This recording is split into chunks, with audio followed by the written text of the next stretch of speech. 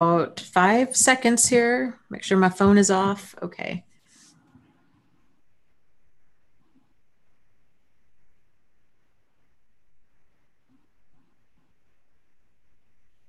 Okay, cool. We are live. So, welcome everybody to the book club live stream for June 28th, 2018. I am your host, Dana Morningstar, and today we have with us Healthy Love. So, welcome. Yes. And the book we're going to be discussing is my second book, which is called Out of the Fog. You can get this on Amazon if you're interested. It's ebook and paperback.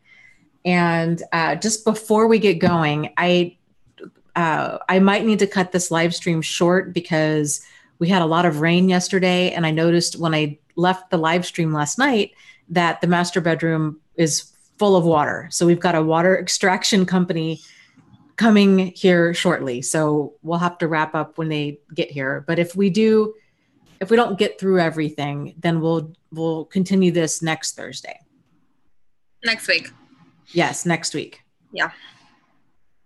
So we've got a few people hopping on. Tala, YH, Natasha, Kevin, Malta. Welcome, welcome.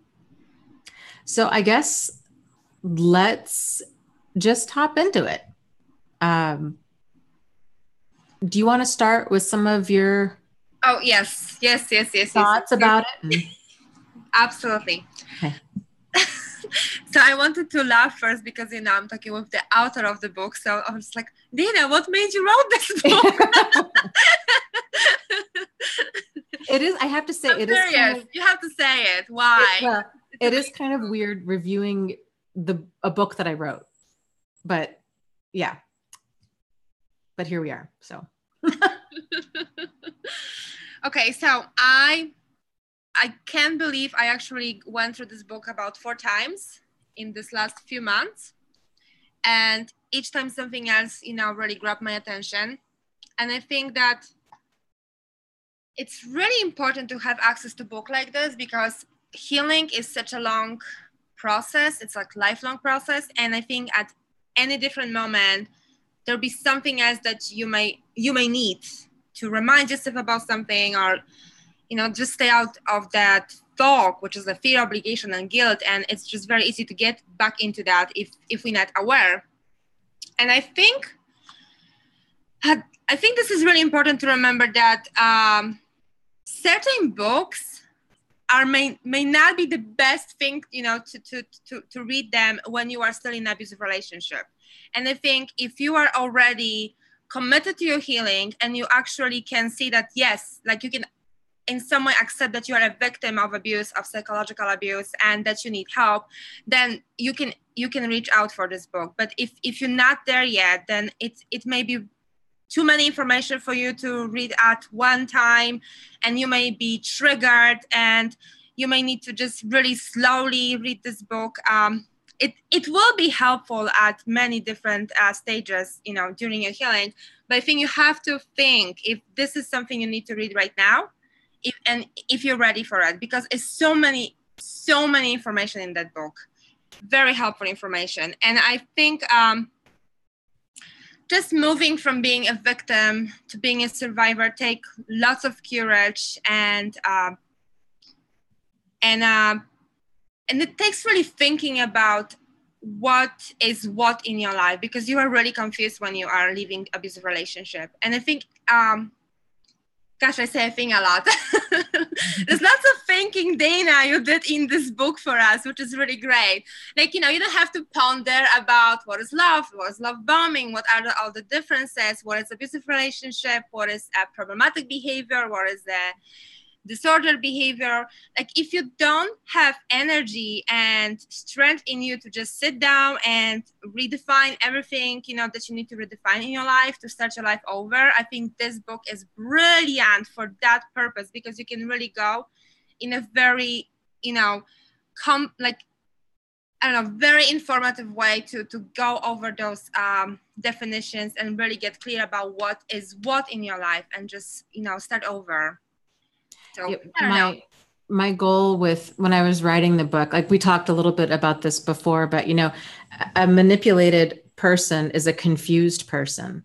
And so my goal with writing this book was to spell everything out as clearly as I possibly could and compare and contrast so many concepts that are so frequently misused or misunderstood or misapplied. And so, yeah, I'm glad that yeah. And I think works that way. The abusers often take something that is like normal and healthy, and they just put this very malignant spin on it, and that's how we end up so confused. So that's why I swear, like, every person should have this book. It's like a freaking Bible. Oh, well, thank you. No, it's like, it should be Fear, Obligation, Guilt for Dummies by Dana Morningstar. I'm waiting for that book. Yes. Well, thank you. You know, one of the challenges I had with coming up with notes for tonight was I cover so many of these topics every single live stream, every single Wednesday night. And so I kind of kept thinking, like, what could we cover tonight that would provide some more clarity for people, some of the more kind of obscure concepts that I feel like I don't hammer home. Because when I was going through my list, I'm like, okay, I really want to pull out like my top 7 things that I really want people to take away from this book. But honestly, I feel like we covered most all of that in the live stream last night, which would basically be, you know, a healthy understanding of healthy boundaries, that the 3 different types of people out there, you know, there's normal, toxic, and healthy. And then to aim for what's healthy for you and kind of what healthy looks like.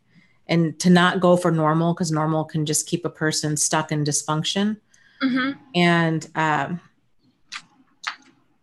trying to think of some of the other ones. Kind of what manipulative behavior is, the difference between a relationship and a manipulationship. That's my favorite. Yeah. It's like, oh, that was a manipulationship. Oh, that was a manipulationship too. Yeah. Yes. So I love how you started the book, and you probably covered it, but I just love how, actually, I love when you do it in each of your show streams or discussions, when it always comes back to every single person, what's healthy and what feels good to them. And I think, you know, giving back each of us a voice to decide, do I want that in my life? Do I want this person in my life? Is this person benefiting me? Is this behavior benefiting me? It's that just, you know, where it all should start. You know, it's really like probably if I had to pick one big takeaway from everything that I do, it would be my hope and my intention that every single person here is able to find their own inner voice and their own inner guidance. Because if you can tap into that, then you're good. Like the rest of your life will start working for you, and not just with avoiding narcissists, but with everything, with the hobbies, with friends, with just everything starts to come into alignment when you really are able to tune inward. And that's one of my, I think the points that might not be hammered home enough kind of within these types of communities is, I think so many people, you know, they're scared, they're kind of lost, they're vulnerable. They show up on channels like mine, and, you know, and they're looking for clarity, and it can be so easy. And that, you know, they have a lot of questions, and it always concerns me. It's like, I can give you, you know, advice, and we can talk about things and stuff. But at the end of the day, like I almost, it's like, I don't want to cheat you out of turning inward and in getting to know yourself, because that's the real gift. And so, Amen. You know, like, so when I do encourage people, like, figure out what's healthy for you, like really get clear on that, because it's just such an absolute game changer. Because if you're living your life thinking like, oh, well, you know, what would Dana say, or what would Dana do? Then that's, you know, What would you do? Yeah. What would you do? Like, My you therapist know, is brilliant. I think this is one of the reasons why I refer my therapist to almost everyone, is because he never gives me advice. He always asks me questions. Well, what would you do? Yeah. What is authentic for you? What would you do if that never happened? What would you do if you didn't have that limitation? You know, what would you do if if you can just do whatever you really, really, really wanted to do, right? So it's like you always have to find a way to discover what's the most authentic way to live your life for you, because guess what? This is your life, one life. It's not no redoing. Right. And here's a great comment by Alcuda Babe. She says, my takeaway from the book is that if you can tap into how anyone treats you and go by that, not because they are your mother, or your brother, or your coworker, or your friend. I agree. Like, look at the behavior. Does this behavior fit in your life? And if so, like, what ring? Is it in your inner circle or some sort of ring in your outer circle? And to what degree? Or are they just not in your life at all? And so, yeah, making that decision on your own. And then Missouri Cowboy asks, he says, please review the concept of quote unquote accepting that the other person does not have the same capacity to form a mutual bond. Page 81. I'm actually on page 81. I went look. Oh, how funny. To be able to be set free. Okay, let's see the page 81. Okay, I have a Kindle. I don't know if I have the same page numbers. Oh, yeah, maybe not. I may not, because I don't see anything here about accepting. Yeah, I don't either on page 81. I don't see anything on the page 81. Let's see. I did see a chapter, but I'll go ahead and kind of answer the question, what I think he's asking here.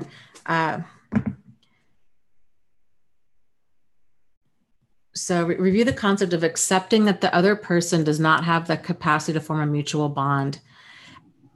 I think if we look at people in the world, there's kind of two main mindsets that people tend to fall into. There's the mindset of like, did I write this down in my notes? Mindset of like mutuality, or I called it an attitude of cooperation versus an attitude of competition. Mm-hmm. And that attitude of competition is very much like a power over, or like a domination driven mindset where the other person is, for whatever reason, continually setting up all of these different scenarios in order to win. Yeah. And things that you're like, why are you trying to win? Like, I'm just trying to date you.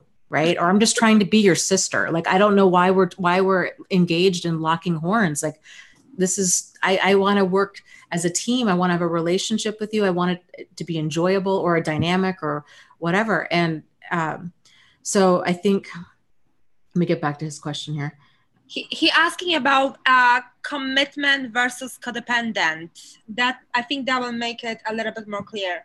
Gotcha. And I'm seeing it. So commitment is a conscious dedication, a voluntary obligation to a relationship. That would be a commitment. And codependence is beyond a healthy commitment. It's a state of being dependent on another person for more than just a mutual bond, but yes, for your very sense of self. Yes, it feels like you need that person to exist, and without them, you can't exist. It may sound romantic, but regardless of what movies and media teaches about love, it's not. At the most basic level, it's the need to please them or earn their attention or approval. And it comes from a place of, I don't know what I would do without them. So, and then to live a life like that it's full of walking on eggshells and never being able to be fully ourselves, or never getting to the point where we even know who we are, because we spend our life sacrificing our wants and needs, our identity, in order to please someone else. Commitment is a two-sided dynamic, and codependency tends to be a very one-sided dynamic, where we oftentimes are doing the grinding down of ourself in order to be accepted by somebody else. So back to kind of what he was saying though about accepting the other person. I talked a little bit in this book about acceptance versus allowance. And when people say, oh, well, you need to just accept this person for who they are, the pathological twist on that would be like, oh, well, you just need to allow it. You just need to allow this dangerous and destructive person in your life. And so like a healthy understanding of acceptance is, I accept that this person and I, like, they have a domination driven mindset. It's crazy making. They're not trying to have a relationship. I accept that this is what it is and that they're not going to change. And there's nothing that I can say or do that's going to get them to change. Like they have to do the work of change. And so accepting the situation as it is, which is very difficult for us to do. I think for people in general, it's just difficult. I mean, it's like I'm still parenting my daughter with my ex-husband. So at some point I did have to say, okay, I'm accepting that he's this way and there's nothing I can do to change him. There is nothing I can do to change the things he will do, you know, in parenting our daughter. There is nothing I can do to change the things that he already did to me or to my daughter. Like, so there is an acceptance of that. Now, it doesn't mean I will allow him to walk all over my life or allow him to impact me in a hurtful way each time. Like, I don't have to allow it. I can accept him for how he is, but he doesn't need to be allowed in my space, basically, because it's abusive. And he doesn't need to be welcome in my daughter's space in unlimited capacity. You know, we can put some sort of limitation just to protect her, which is really important. So I think if you are struggling, you know, there are different scenarios because some people still have to face their abusers in different capacity in life. Right. Like, you can accept who they are. It doesn't mean you have to forgive them. Obviously, it doesn't mean you have to allow them, but you can just accept that's how they are, and they are, you know. And I almost feel like it touches on respect towards, like, accept them and just say, okay, this is that human being with all this mess inside of them, and I don't need to have anything to do. Now I don't have to go after them and seek revenge. Do you know what I'm saying? Just like accept it, and that's it. Then move on. Like if you can, and I don't know. Maybe I'm making it worse now for someone who's asking the question. Well, here that's the thing to say, you know. I don't know. I like what Missouri Cowboy says here. He said, "Until I accepted that he could not change, I could not walk away. I was diagnosed as pathologically an optimist or pathologically naive or a pathological giver." That's such a valid point, because that kind of like unconditional giving, unconditional love, where we're like, you know what, no matter how you treat me, I will be here for you. Our love will conquer all, and I'll just continue to give and give and give. And someday, hopefully, my love will be able to squeeze together all of your broken pieces. What ends up happening is we just get shredded by another person. Grinded. Yep. And it's such a hard realization, but man, you're absolutely right. It will set a person free. When you're like, you know what, I can't, I wish my love could fix this person. But it's, you know, I think in a way I was lucky that I saw the impact on my daughter, because my love for my daughter is probably bigger than my love for me, to be honest with you. And because I was taking everything. You know, I was not fighting the abuse. I was just taking it, and I was okay with it, and I was making it work for me. I was rationalizing, I was denying, I was doing everything. I was twisting myself in a freaking pretzel just to like be okay with it.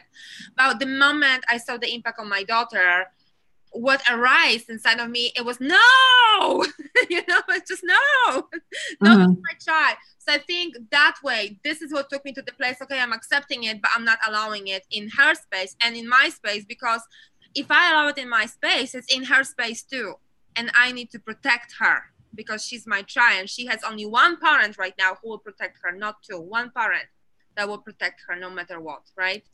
So I totally get that, you know, in a romantic is different, because I honestly, the most authentic thing I can say, I didn't have a strength to leave. I was thrown out.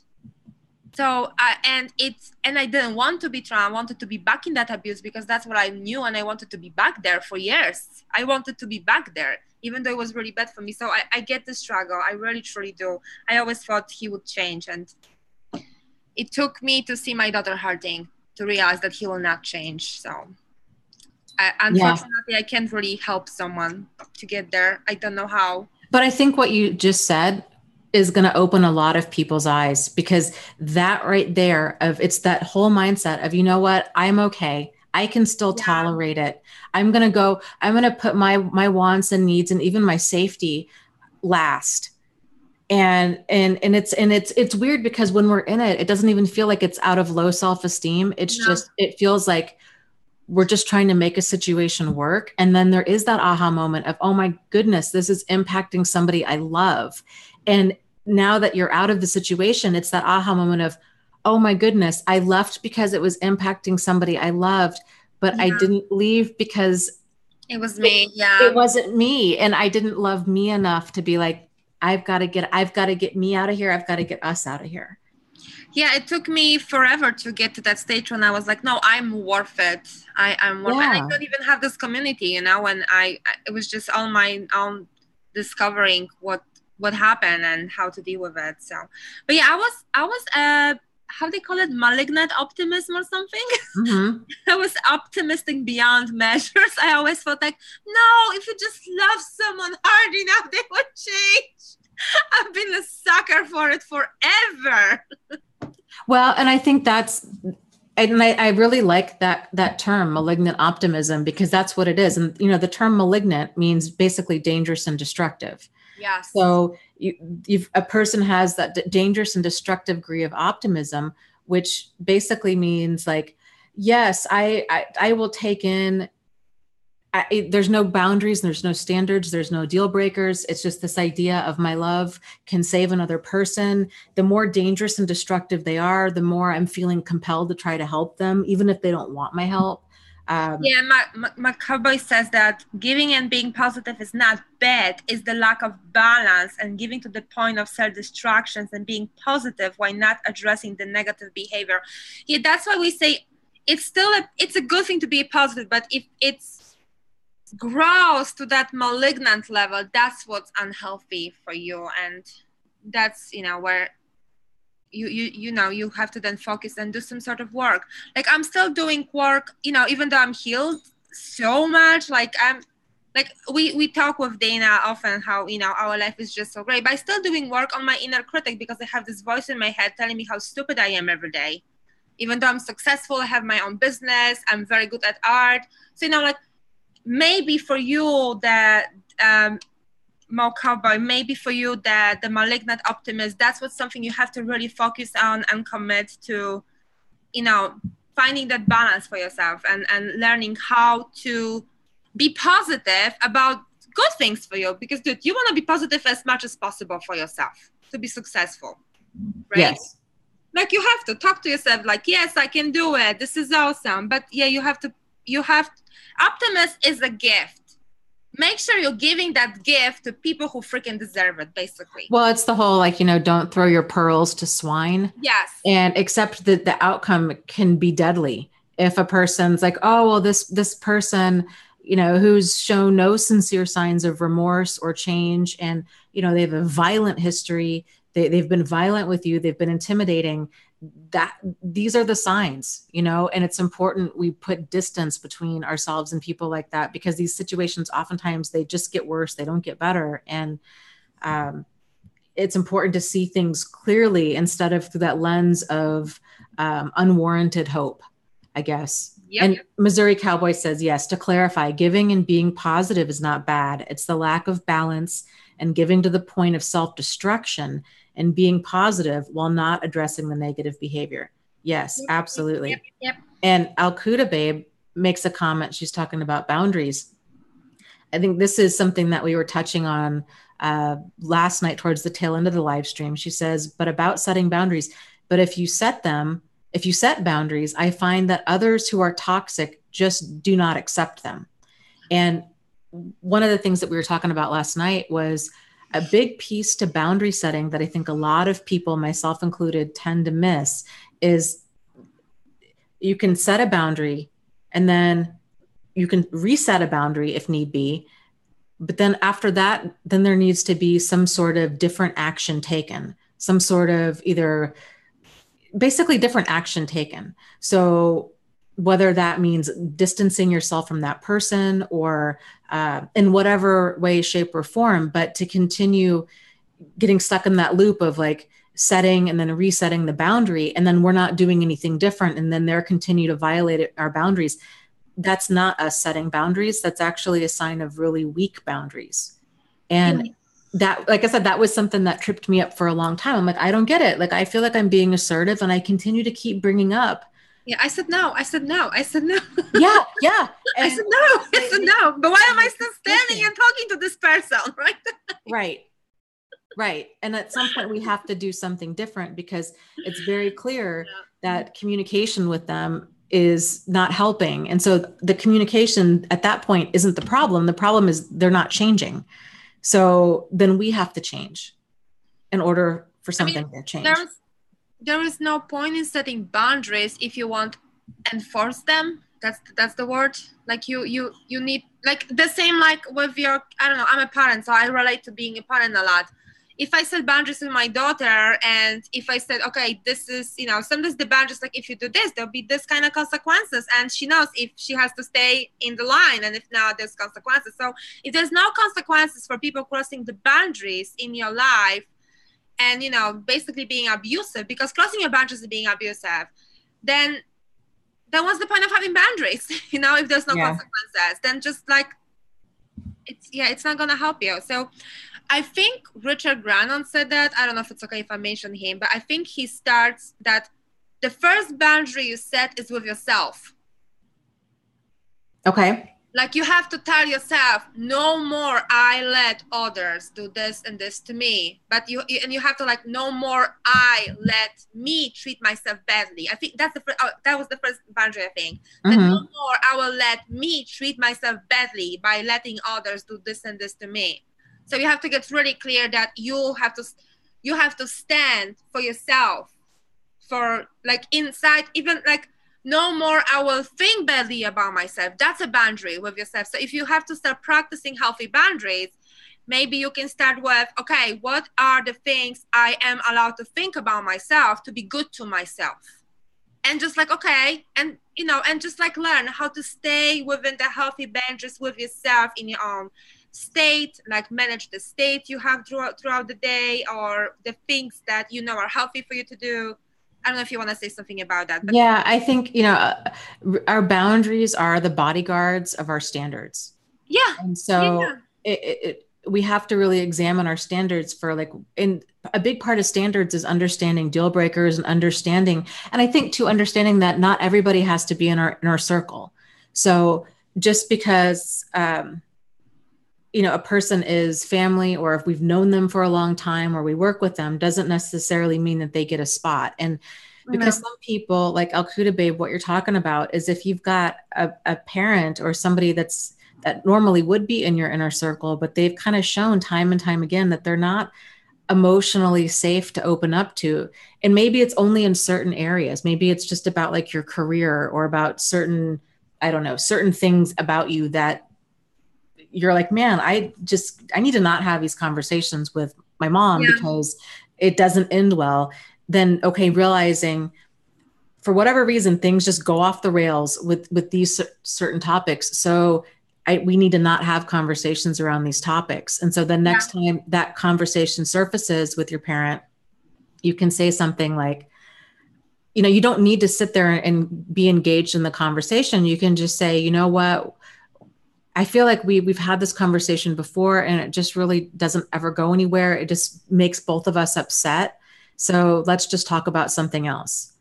Now, someone said here, Dina, that she used to live under the her narcissist for quite a while, and that she feels like she's not worth fighting for because he never said sorry to her, and to work it out and why. So I moved now, and I live 5 minutes away from my ex-husband, right? This very moment. So basically, I'm like, this goes, which is really, it was driving me crazy for like first 2 weeks when I moved in here. But what don't you do for your kids, right? So I had this discussion with my therapist actually, and when he said that, because I'm so much more exposed now to contact with him, and it's very much easy for him to overstep my boundaries. So my therapist gave me a very good advice, and I think it's good for everyone to hear, is that if someone oversteps your boundaries, the best thing for you to do is, and you don't have to be confrontational with the person, with the abuser, because, you know, like, I'm not going to start arguing with my ex-husband, hey, you're crossing my boundaries, get the F out of my house or something. I can't do that. Right. That's going to just put me at risk. But the thing I can do is get authentic, that my boundaries got overstepped, and deal with how I feel about it. And don't try to pretend that it never happened, because that's what's going to drive me crazy. And I'm going to end up in a la la land, because that's what he would do to me. He would overstep my boundaries to the point, and I would be like, making up for to the point when I end up with the psychotic breakdown in a freaking straight jacket in a hospital for a day or something. Like, I don't even remember how it happened. But that's what will happen, because it will take you out of the reality. So just get clear. Okay, my boundaries was broken. And deal with how you feel about it. You can be mad at yourself. It's okay. Be mad at yourself and forgive yourself. Or you're hurting, deal with, you know, do something to not hurt, or just deal with it. So you are in reality and you know what's happening, but you are still standing for yourself, that someone cannot treat you that way. Because don't give up on yourself, basically. Yeah, I would agree. And Missouri Cowboy says, he says, I had to know that I was worth protecting and believe that I was worth protecting before I could effectively use boundaries to protect me. Yes. And that's so true. And, you know, one of the things that I know we've talked about before has been with treating expecting to be treated with dignity and respect. And that's just kind of the basics of normal, decent behavior. It's the same courtesy that we extend to prisoners. Okay. So it's how we treat other and animals. It's how we extend, it's how we treat other living beings. And it's not something that you should feel that you need to earn, or that there's something inherently wrong with you, or like you deserve that just because you're you and because you're here. And so it's a big thing. I think a lot of abusers kind of have, and I think a lot of people in general have that mindset of, oh, well, you know, respect is something earned, but there's a difference between respect and being treated respectfully. So yeah, I love that point in your book too. I think that's an important point. You know, like, I've worked with a wide range of really toxic people when I was a psychiatric nurse, as patients who had committed all kinds of heinous crimes. Yeah. And I didn't respect them. I didn't respect what they had done, for sure. But they're still human beings. And it was like, okay, I'm going to treat you, I'm going to be, you know, pleasant and polite, but I'm also going to be brief. And we're not going to be chummy, but I'm going to treat you with dignity and respect, because you're a living creature and a living being. So you guys, you do deserve to be treated with dignity and respect. It's just the basics, and having to fight for that really, I think, speaks volumes as far as the mindset of an abuser. Well, it's I don't know why, but like my ex-narcissist, he would actually be completely opposite. I was the one I had to deserve respect, right? And I was the one that had to deserve being loved.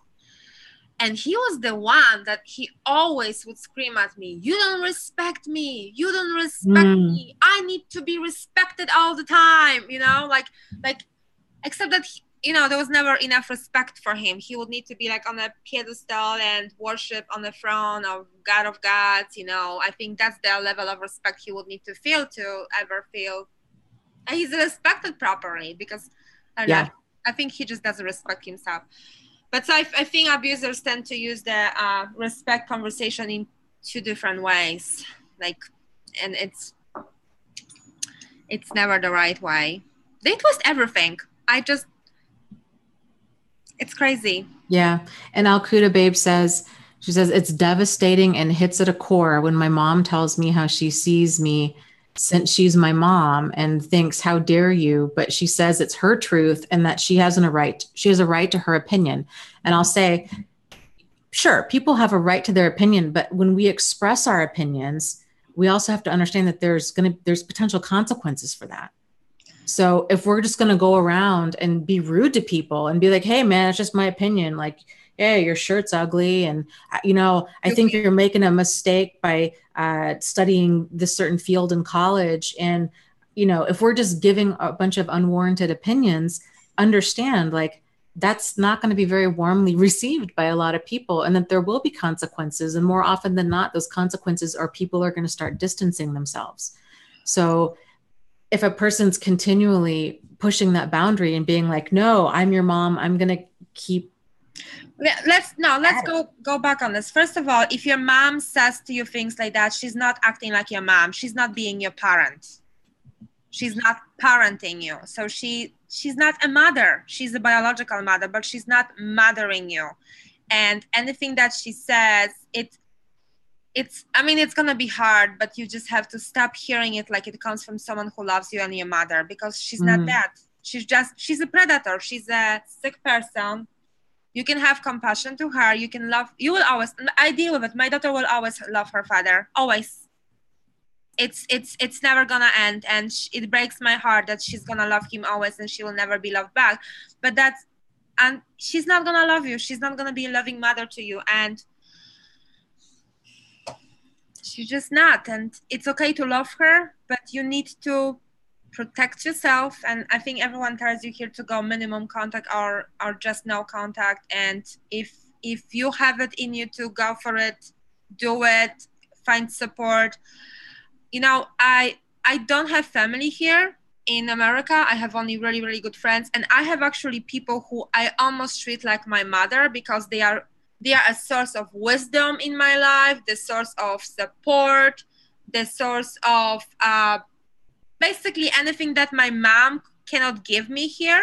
So find someone like this for yourself in your life, someone who will support you, someone who will be like your bigger sister, someone that you can get that, because you need that kind of love from someone in your life. Just find a different source. And here it's the hardest thing for you will be to accept that it's not gonna come from your mom. And I'm sorry, because I'm a mom, and it breaks my heart. I'm sorry, it breaks my heart just to know that you can't have that from your mom. I'm very sorry. And I think, there's just some people out there that are just really limited, and it doesn't excuse their behavior, but I think understanding that can set us free. Because I think some people, her 100% might be your 10%. Yeah. And if she's not even giving 100%, it's like you're even getting less than that. And it can just be so torturous, because we're like, I need so much more. Why doesn't she understand? What will it take to get through to her? Like it can just be so exhausting. But sometimes all we can do is just decide ahead of time, like, I'm just not going to have these certain conversations, because what is the point? Like, they just never end well. And she doesn't understand, and I don't want to hear it anymore from her, and it just kind of leaves you at an impasse as far as how to proceed. It can be very difficult to try to unlock horns and just be done with those kinds of conversations. But I think the sooner you can get to that place, the more peace in your life you will have. And just don't get baited in to those conversations or get provoked by them, because it's just, easier said than done, but it's. Definitely. Because I'm sorry, I'm interrupting, but I was just thinking of the whole fear, obligation, and guilt. I only experienced it with romantic partners. I never had to experience it with my mother. And I'm just thinking, parent is someone that he can most easily evoke those feelings inside of you, because they have the biggest power in your life for the longest. Yeah, it's the first bond we have. First bond. So so it's gonna be, it's gonna be really difficult for anyone. I didn't have to do it ever. I had to let go of my father. My father's a sociopath. But I have no contact with him. And I guess it wasn't that hard, because he was very cold and just for most part of my life, not really present in my life, because he didn't care. So maybe that was easier for me. And I cannot relate if you, grew up with with mom and you have to now go no contact. But I know it's gonna be difficult, but it's the only thing that can keep you out of the fog, keep you healthy, keep you healing. And like with my daughter, I deal with it every day because she loves her dad. She wants to still have contact with her father. Then she doesn't. Then she goes back and forth. And I'm worried because I know the more time she will spend with him, the more it will impact her future decision if picking up her life partner. So I wish, I could have her now have completely no contact. So I don't know how young is this person who is, having problem with their mom. But I don't either, but I think I have several friends in my life who have struggled with this, and they've been in their 40s, 50s, and 60s. So it's, it can last a long time. I think when a person doesn't get that validation and support from a parent, it can take such a long time for them to untangle from that, because I think there's just this part of us that's continually seeking that and continually trying to make amends. It's hard to let go and just grieve the loss of the parent that we wished we had. Yeah. And it's hard. It's hard to grieve that loss when that person's still alive. Yeah, it is hard. I kind of had to grieve the loss of my father. I literally had a crying session with my therapist one time, and I was just sobbing because I was like, okay, it's like I don't have a father, like he's dead basically. But Kuda Babe said that people telling her what she should do. So I don't know if you cover the well-intended bad advices, but I think this is a good time to really touch on that, because lots of people will give us really well-intended, but really bad, harmful, toxic, stay in abuse advices. And that they are well-intended doesn't mean we should take them, and it's not gonna help us. There are well-intended good advices too. And we know, if Dana, you're probably better in explaining the whole phenomena, because I just love the potholes, how you Oh yeah. So the original title actually of this book was going to be called Thought Holes. And it's a term, how I use it is in terms of like what potholes are to our car, thought holes are to our thinking. And it's basically a lot of well-intended advice, or well-intended bad advice. So like a pothole, if you don't see it coming, it can really do a ton of damage. And unfortunately, you might not have that damage right away. It might be down the road a little bit, and then all of a sudden, or even days or weeks or months later, something's broken, and then there's major issues. And so a lot of this book, that's what this is. It compares and contrasts a lot of commonly used phrases like, oh, well, you need to forgive and forget, or, oh, this person is your parent. All mothers love their children, or commitment is forever, or, you need to treat them like how you would want to be treated. There's a lot of, there's the issue of communication. Yeah, it's just, but you're right. Like it's a relationship issue. Yes. Or it's a communication issue. These kinds of things when it's just normal marriage problems. Everyone goes through it, except that you're beating abuse and your brain cannot stand it, basically. Yeah. Oh God. So because to a person, people that tend to give out that kind of advice tend to either be toxic people, or they tend to who have lived in just a den of dysfunction their whole life. And that's just what you do. Like there's no boundaries, there's no deal breakers, there's no standards. Everybody it's all intertwined and, chaos. It's just total chaos in families like that. Or it's a normal family who's never really encountered a pathological person. Yes. Because a lot of that advice can be really sound advice if everybody in the room is healthy, right? Like, oh, we value commitment. Because if you're dealing with other team-oriented people who have that open, honest, sincere, solutions-oriented communication, that can be great advice in that context. But if you're dealing with somebody who has real sociopathic behavior, that's going to drag a person through hell. So it's understanding kind of the context of the types of people that you're dealing with, and not everybody out there in the world is going to be like you. And so it's important back to understanding kind of what's healthy for you, to be able to understand that, love doesn't conquer all, and that just because you treat a person well, it doesn't mean that that's how they're going to treat you. So like a lot of these understandings of the world that we all, I think, grew up with, they're incomplete. Yes. And they only work in a certain context, I'm actually a sucker for love conquers all, but I realized that the way I was understanding it was completely wrong, because they felt like my love will conquer all. Yeah. And I figured that no, that's not how it works. Like I do believe that at the end, in the universe, in the world, love will win. I'm a stand for love winning in people's life.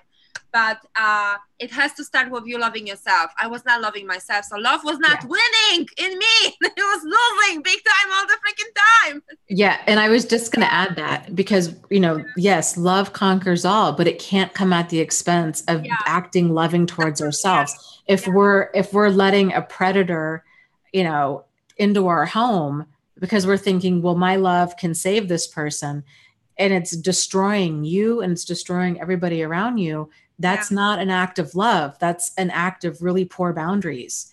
No, and getting clear about that. I want to go back to the advices for a moment, because I think I've learned personally something about advice, because I've been exposed to lots of well-intended bad advices throughout, my abuse and then recovering, and even from professionals. I've learned one thing, and I think it's critical. For example, if you want to get advice about how to be a better mother, you probably should do some thinking, critical thinking, and figure out who is the best person to ask for that kind of advice. Like, you're not gonna call your 5 years younger girlfriend who's single and goes to the bar every night how to be a great mom, right? Mm-hmm. And you're also not gonna ask someone who they have a strained relationship with their children. So it's really good to find someone who can relate to what you need advice in, and someone who already has some sort of success in that area. Like, for example, Dina is perfect person to ask for advice how to deal with. I'm not trying to sell anything here, but I'm just giving an example. Like, you have to find someone who went through it and they recovered, and they can actually lead you. They walk the path you're walking right now, basically.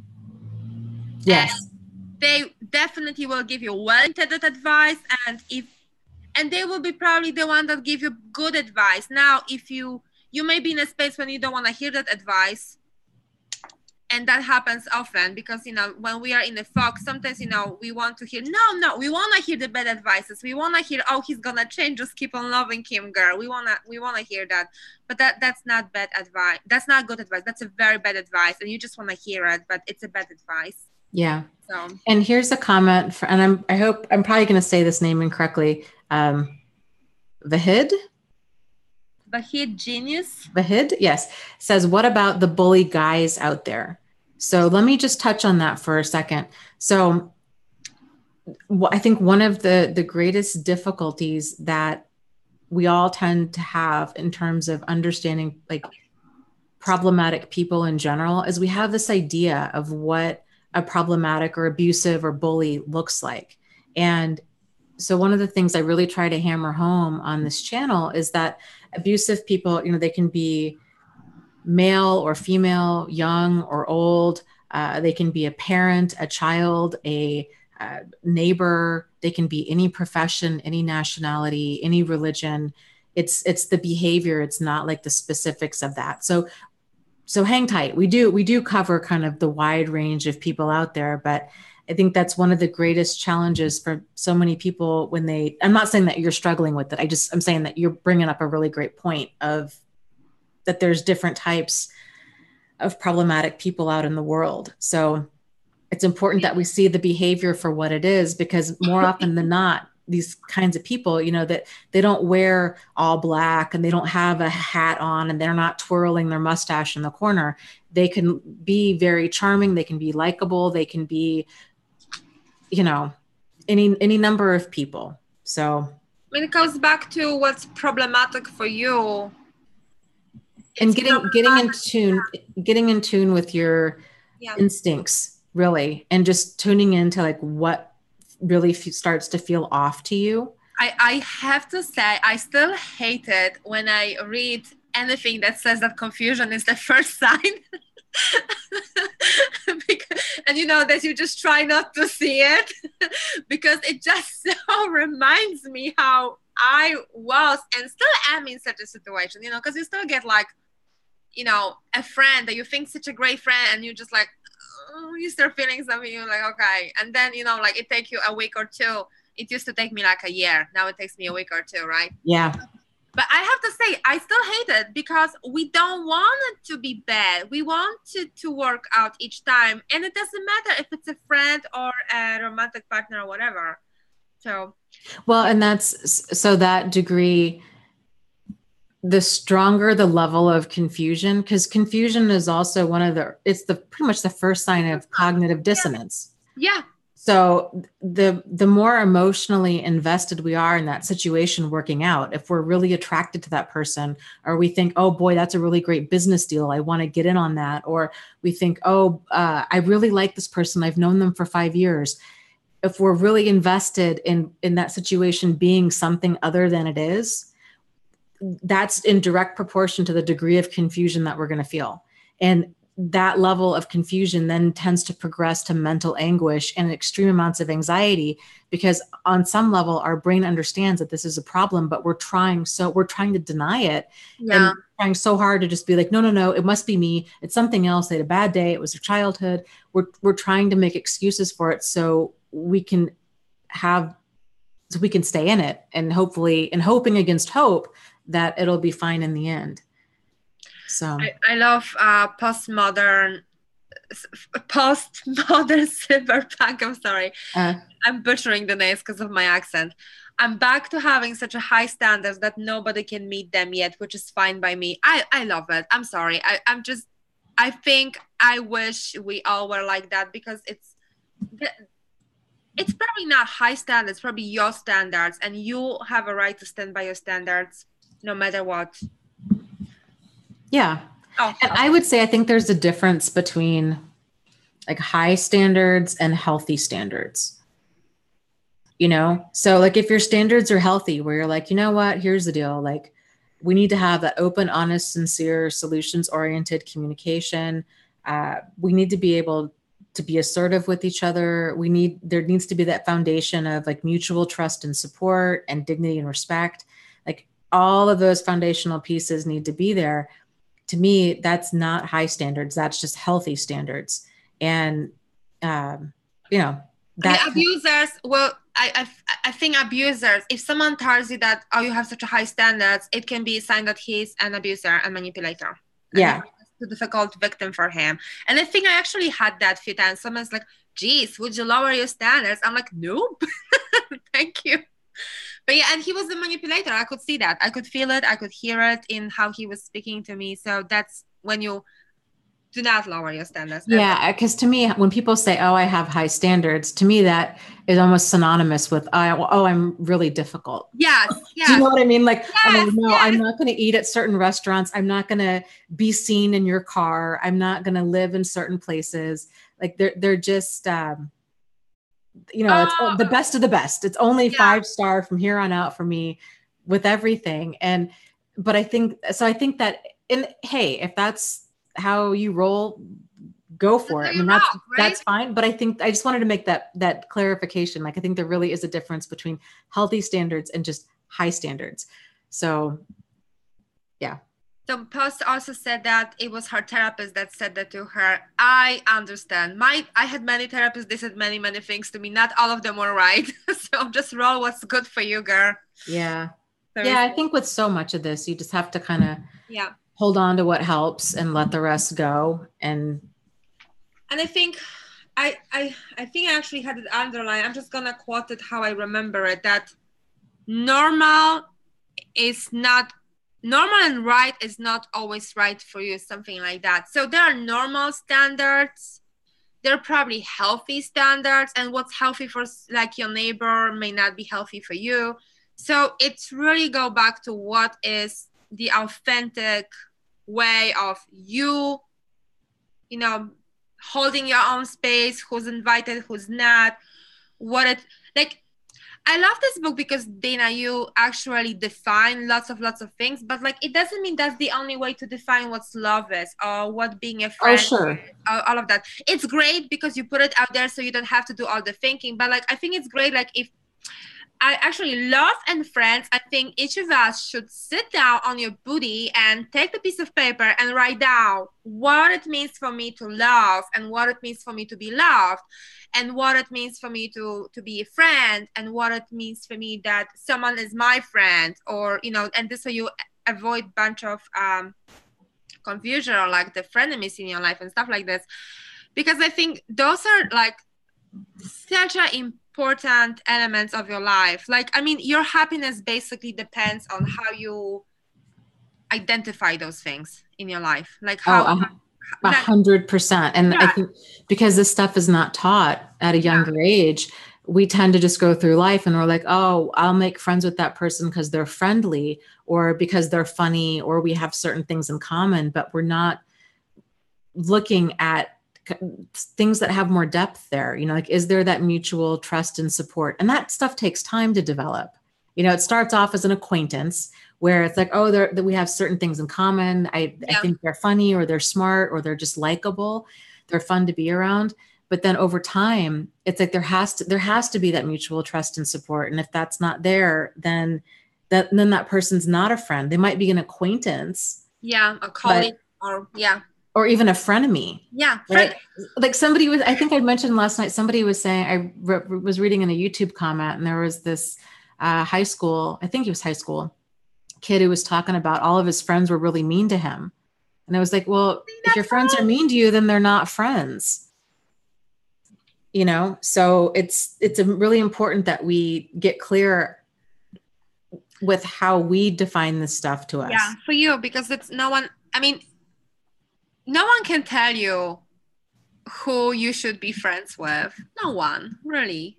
Like, I remember my daughter came to me one time and she said, do I have to be friends with this person? I'm like, no, you don't. You don't have to be friends with this person. In the middle school, there's this, or end of the elementary school, when there is this whole conversation between kids. If you want to be my friend, you cannot be friend with this and this. Like the kids do this really funny thing, which is kind of funny, but it's really not. But like, oh, you can be only my friend if you're not friends with someone out there. So my daughter came home one time and she was crying and she's like, I want to be friends with her and I want to be friends. Can I? Just like, it was crazy. But I was like, no, you don't have to be friends with someone who tells you, that someone is likable, everyone likes them. You don't have to be friends with them.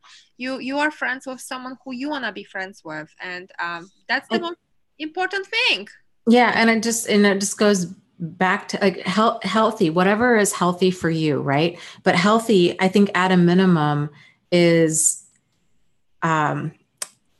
it's nourishing, and it's where you feel validated, it's where you feel heard, it's where you feel like you can breathe, that you can grow, that you can really just be yourself and allowed to just kind of spread your wings. And it can be somewhat of a challenge to find other people around you that can, But how good it's so good when you do. I have a gang. Oh, yeah. I have a gang of my girlfriends and it's irreplaceable. I go out with them before I go out with the guy. I swear, it's just so much more fun. So, yeah, but it takes something. I think I read one time someone asking how to find friends, how to figure out the healthy sort of friends. I've done a couple things, and I think you encourage to do similar. You encourage the meetup.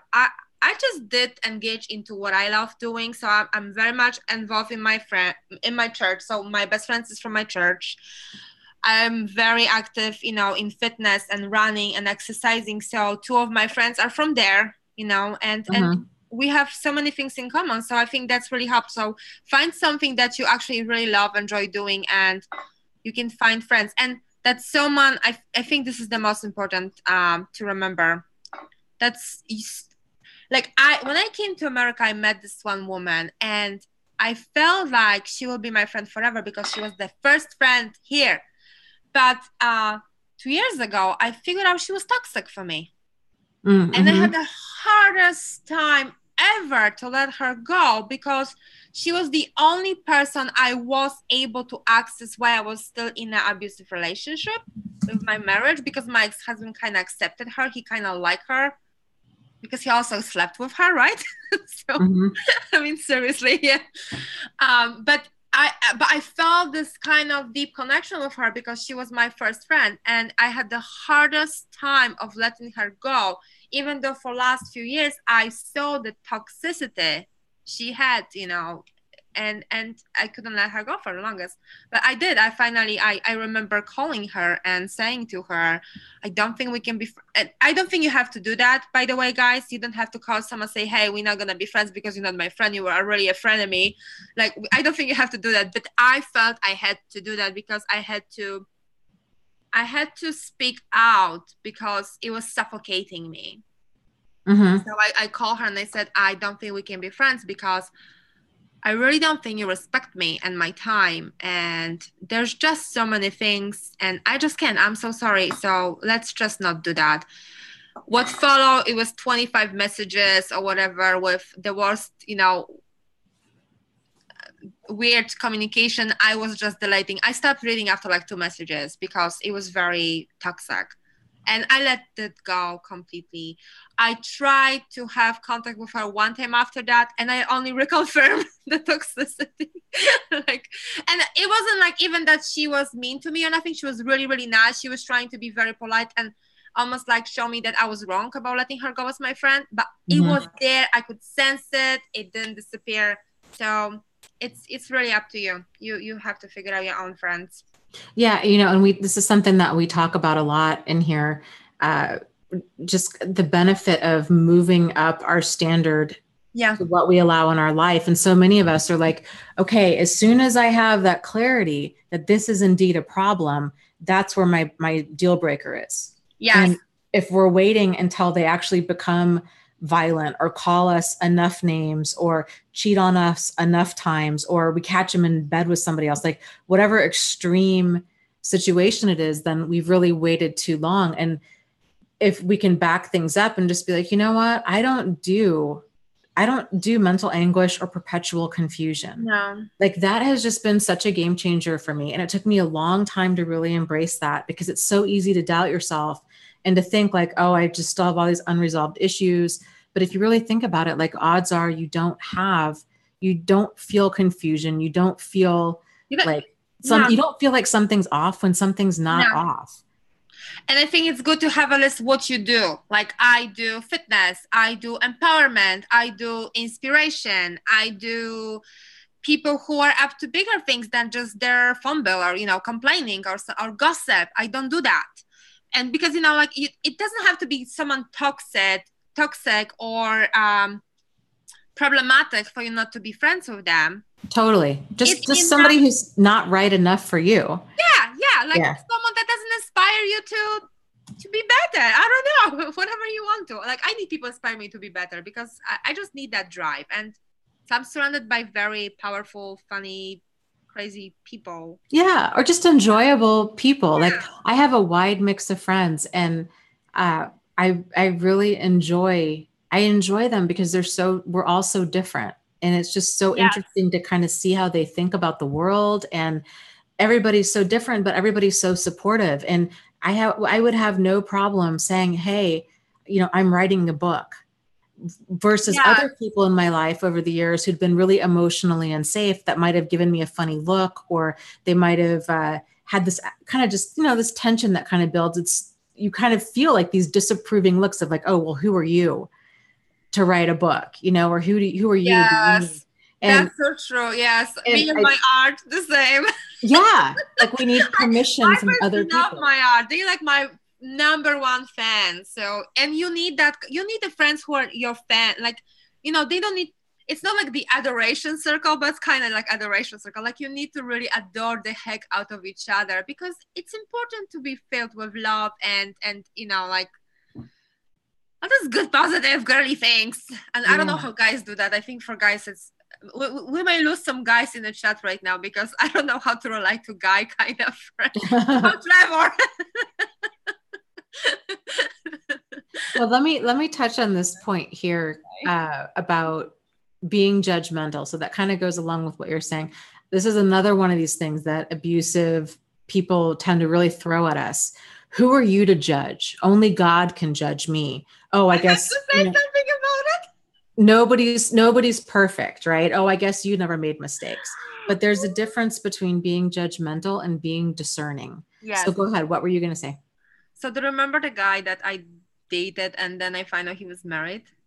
Yes. Oh my God. So this guy called me on Mother's Day, Hoover people, right? So he texted me. And the only reason he was not blocked because I had a new phone and I didn't have all those things set up there.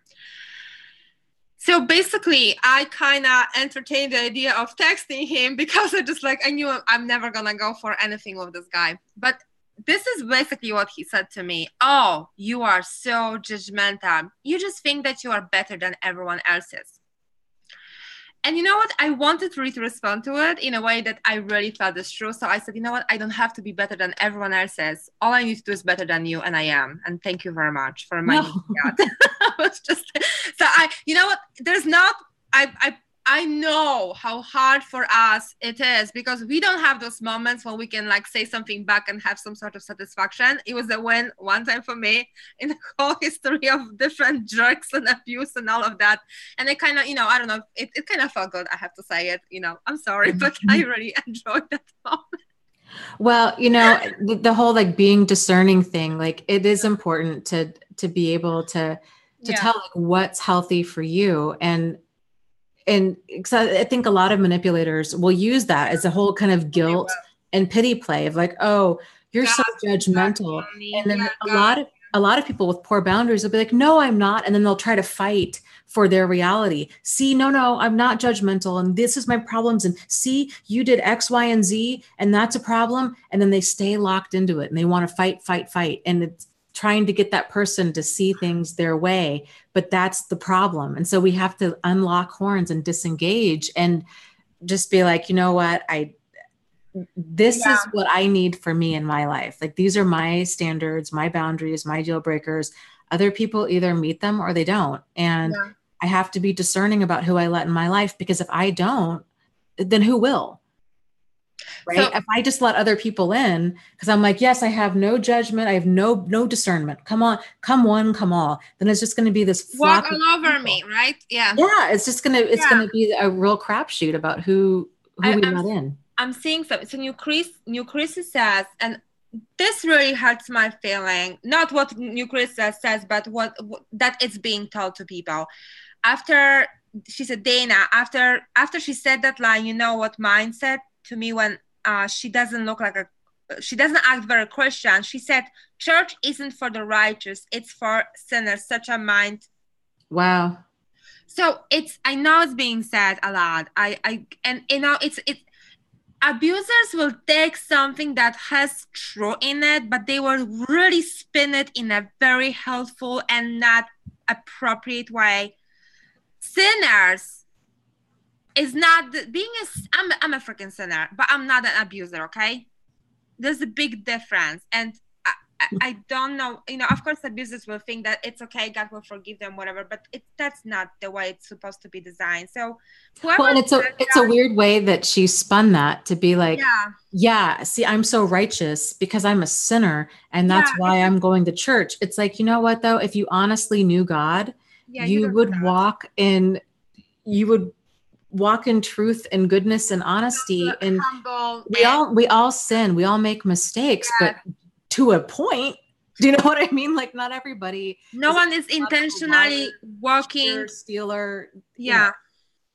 It's not intentionally walking and hurting people and trying to use them for your own benefit, setting up the games that you can only win. Sinners don't do that. Sinners are feeling regretful and they try to get better. Abusers do that.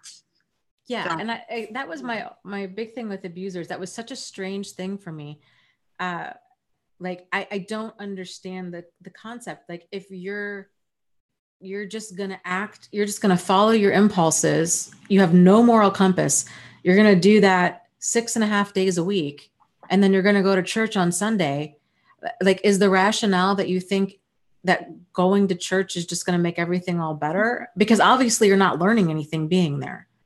So you might as well just stay home and sleep in, because your behavior, it should, if you've really done the spiritual work of changing, it's going to change you as a person, regardless of whatever faith it is.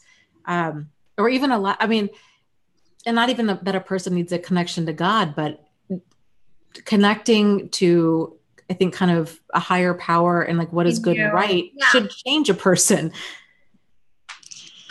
Yeah, I'm just getting angry listening to it. Oh, I know. It just I get very sad here because I just love God so much, and it just annoys me so much when people use God, and to hurt people. And it's, it's nothing you think throughout the history, the name of God, and, there was such a heinous crime committed, mass murders in the name of God. So that's just nothing new for humans and who we are. So, sometimes I sit and I think like, I'm a human, but I'm sort of like we are so capable of the most wonderful, amazing love and compassion and just wonderfulness of life, but we're also capable of all this bad stuff. And sometimes I'm ashamed how the humanity managed throughout the history, all the stuff. So, yeah. Let me pull out some more takeaways from the book, and then that'll be great. Yeah. There's no wet vacuum yet nowhere, so we're pretty good. I know. Yeah. I don't think they're here yet. Now I'm wondering if they're even going to show up tonight. Can I say, people, what I think is the next disaster in your life? The unicorns and rainbow. Oh. So Dana went through fire, and then the universe is trying to help her with that fire by sending lots of water her way. Yes. And so I'm thinking next will be unicorns and rainbows, and hopefully something positive and cute like that would be nice. But you got the balance. You get lots of fire, lots of water, so that should balance itself out. And I don't believe in that stuff, but I'm saying it, so I think it works like that, right? Yes. Okay, good.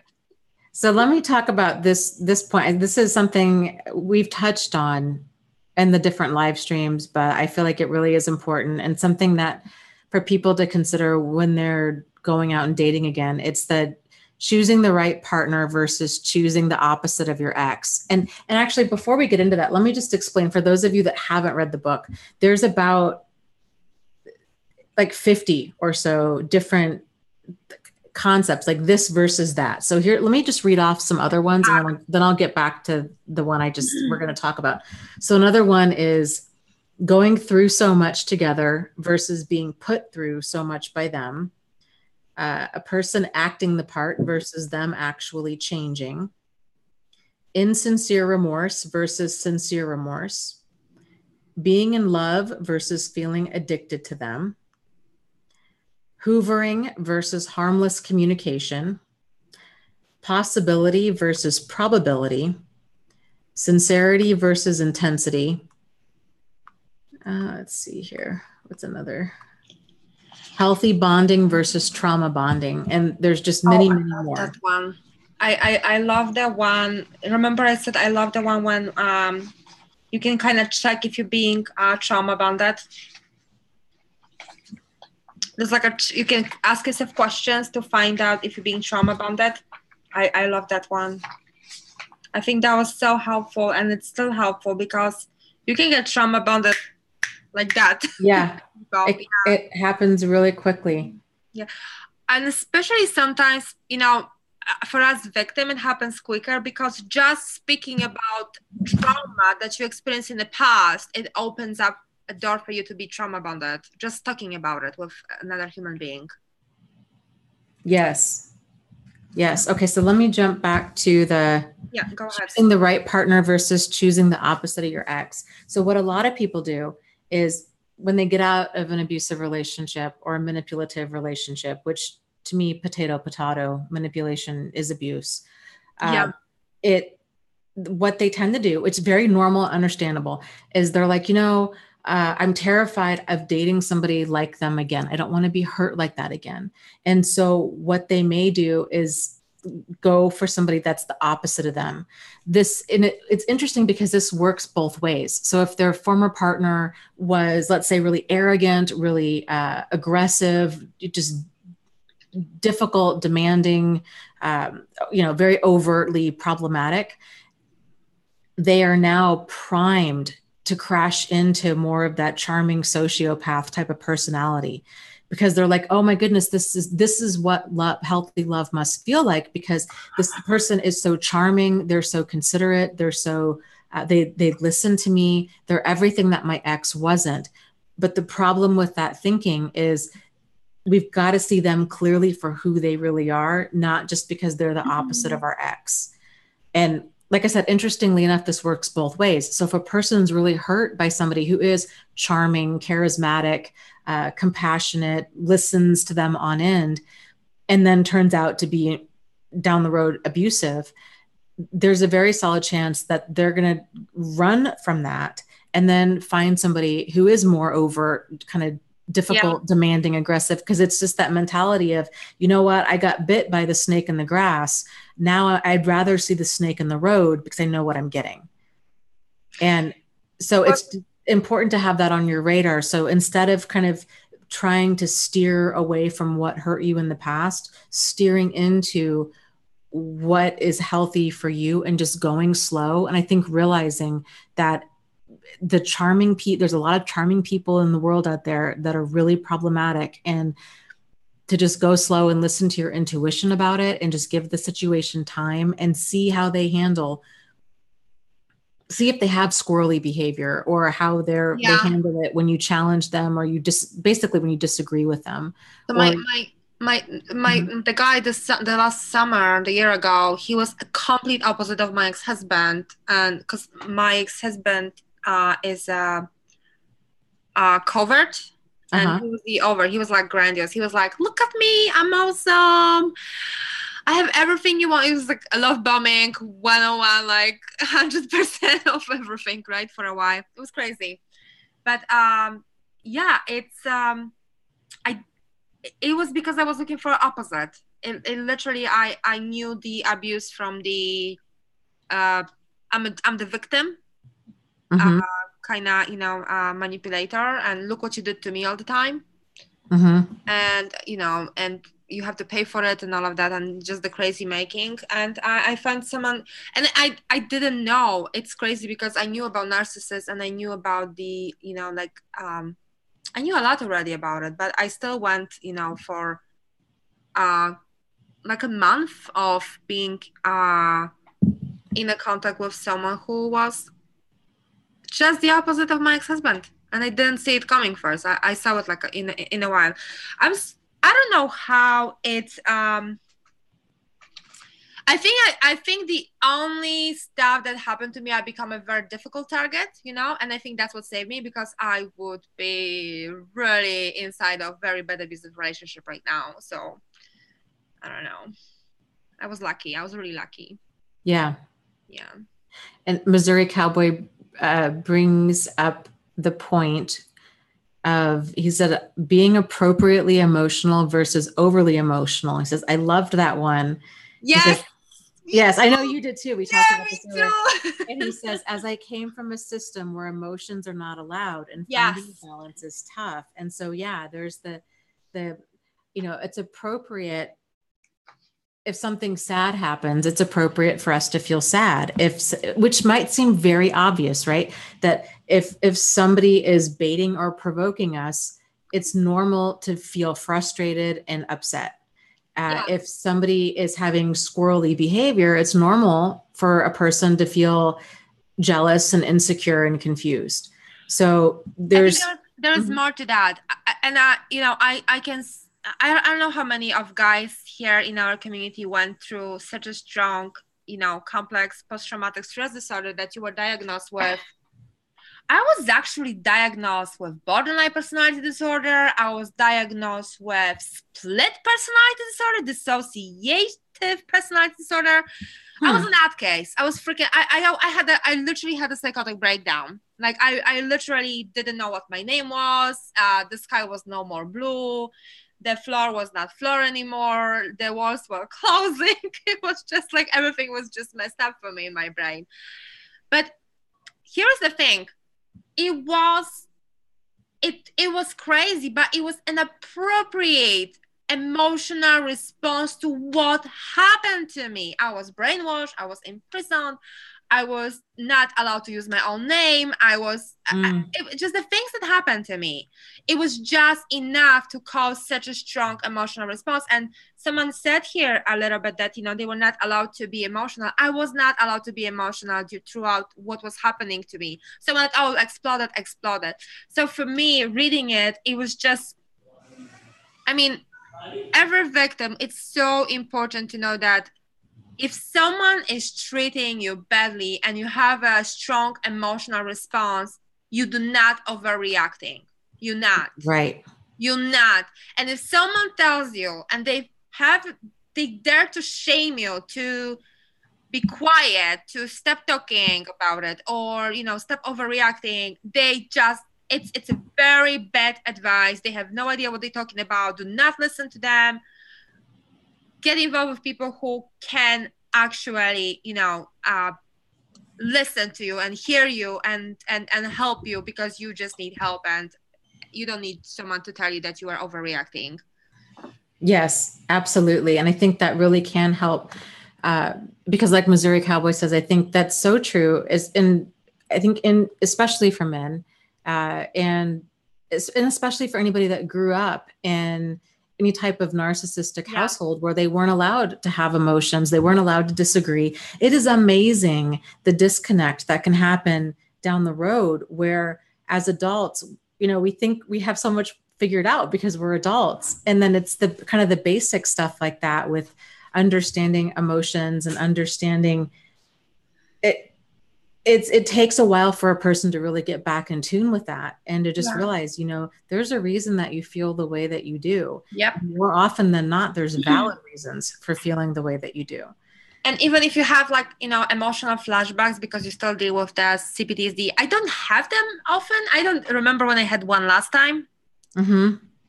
But even, even if you do, give yourself grace because, that emotional reaction in the moment may not be appropriate to what's happening now, but in a way for you, it's appropriate to still deal with it. So just give yourself grace, don't make yourself wrong, and just deal with it. Just do whatever you can do to minimize all those, emotional flashbacks and just get healthier, get better, because it's possible. It's really is possible. There was something else I wanted to say and I just lost completely my thoughts. Oh, I know. So yes, I also sometimes I've learned to embrace my emotions. And I think that was the crucial part of my healing. Because at some point I decided that if I'm hurting, I'm going to sit down and freaking cry if I have to, or I don't know, eat a bucket of ice cream or whatever, just express this hurt in the most appropriate I could in that moment, instead of pretending that I'm okay, smiling and being strong for everyone and going and helping everyone around me. And, being this perfect, I'm fine, I'm over it person, because that's not healthy. Mm-hmm. So I'm not saying eat ice cream when you said, I'm not saying that, but there was a time when that was appropriate response for me because that's all I could do.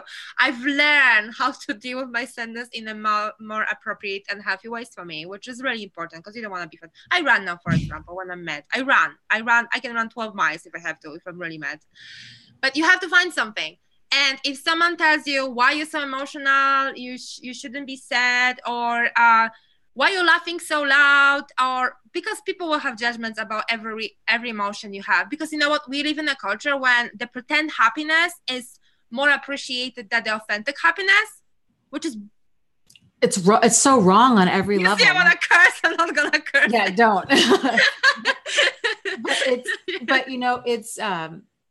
It is a problem. It is a problem. It's a huge problem. We live in a society that basically embrace fakeness. Yeah. And they're selling it to us and as authentic.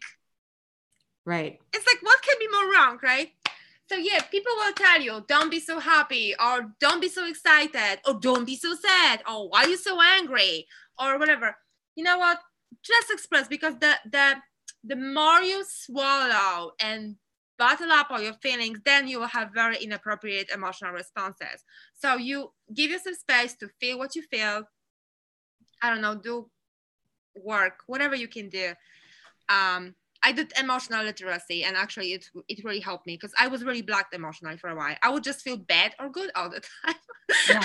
Well, and along the same lines as that, Truth Seeker brings up a great point and says, women need to be reprogrammed to understand that anger is healthy, and men need to be reprogrammed to understand that sadness is healthy. Yes. And I agree. It's interesting kind of how yes. different genders are raised, where it's very much, women tend, if we get angry, we get depressed, and men that tend to get angry, they tend to lash out. And I remember when I was working with teenagers, it was so interesting. What? Oh no. That was so loud. What, buddy? I don't know. He's not a happy cat. We were laughing last night because the master bedroom is cat. What? He doesn't like wet floor. That's what's happening. He doesn't like the wet floor. Yeah. And we were laughing so hard because we're like, the floor is lava, basically, for cats. Because he was jumping. Get on it, and then they were going crazy because the floor was soaking wet. I'm sorry. So. Oh God. James says, "What the what?" Yeah, exactly. That was the loudest meow I've ever heard from that cat. Oh, that was so funny. Oh my goodness. Yes. Okay. So let me end with a positive quote, and then I should run because the water extraction guy is here. But they want you to hug the cat. Yes, I will here in a second. I guess I just wanted to talk a little bit about moving forward. Okay. So, yeah. People talk about letting it go versus moving forward. And when people say, oh, just let it go, that can feel, and it's so minimizing when somebody says that. And it can be very re-victimizing feeling, even if they're coming from a good place where they're like, I just want to get this person unstuck. And it can cause a lot of rage within us. And it's like, if I could let it go, don't you think I would? Yeah. Yeah. So, but I think to understand that healing, it's not going to just be letting it go. It's going to be us making that concerted effort to move forward. And a big part of moving forward is I had talked before about, there were 4 things that I had made the concerted effort, 4 realizations that I had. And the first one was, I was not going to let this end my life. Like suicide was off the table. Like, that's not even an option. The second decision I made was I wasn't going to let this ruin my life. And even though I didn't know how, because my life felt ruined. The third decision was I was going to use this for my highest and greatest good. And the fourth decision was I would at some point use this for the highest and greatest good for others within a healthy boundary context, right? So giving myself a direction to steer into really did help. And so I would encourage you guys to do the same, just because even though you might feel emotionally devastated and blown apart, you really can start rebuilding your life piece by piece. But the beauty in that is you get to consciously decide which pieces you want to rebuild with. And it's almost a very kind of sacred, special time in a person's life where you're just kind of forced to rebuild, and you're building up a life that's consciously yours. And I hope that it's a life that you love, and that this next chapter in your life is the best one yet, because it really can be. And it's not cliche. It's gonna make you stronger, wiser. And I know it sounds just like the thing people say, but you can use that this way for yourself. You can just experience life and who you are on completely different level. And it's wonderful after all. Yeah. Healing is really, wonderful. It's like a miracle that's happening inside of you, and it has to happen over and over again. So it's wonderful. Yeah. Yep. Yeah, you're worth it. So figure out healthy. What is healthy for you? Yes. I would be curious if you guys are going to be on the Wednesday live stream to share some of that. And I think it's worth let's create a compelling vision in which to steer into. There's no reason that just because we went through hell that we need to stay there. Like, we can create a compelling vision and start walking towards it. So that's like my art for me. Like, it's from sick love into healthy love. And it's just like, and it would never happen if I weren't abused, like I would never got access to expressing all of that. So, I don't think I was ever able to say thank you for everything that happened to me in my life. But when I create, and there are moments when I actually, I have this like overpowering wisdom from God, or whatever. I don't know what it is, but I actually feel grateful about everything that happened to me, because I know that's who I am right now. I got to be this person I am right now, and do the things I'm doing right now. And it's possible for me. So yeah. Well, I'm glad. I think we can really squeeze out as much as we possibly can from all experiences in life, and especially these types of experiences, and make it work for us as much as we possibly can. So I guess with that said, thank you so much, Healthy Love, for being here. Thank you guys for being here. And if you have any other questions or comments or whatever about the book, please comment down below. Again, this was my book, the Out of the Fog book. Buy it, read it. I'm not selling it, but you should really buy it. It's good. I'm not being paid for it. You should get it. It's a really good book. I've read it so many times. It's really good. Well, thank you. Thank you. And thank you guys. As always, you are not alone. You are not crazy. And you really can move forward and heal from this. So take care. Good night. Bye-bye.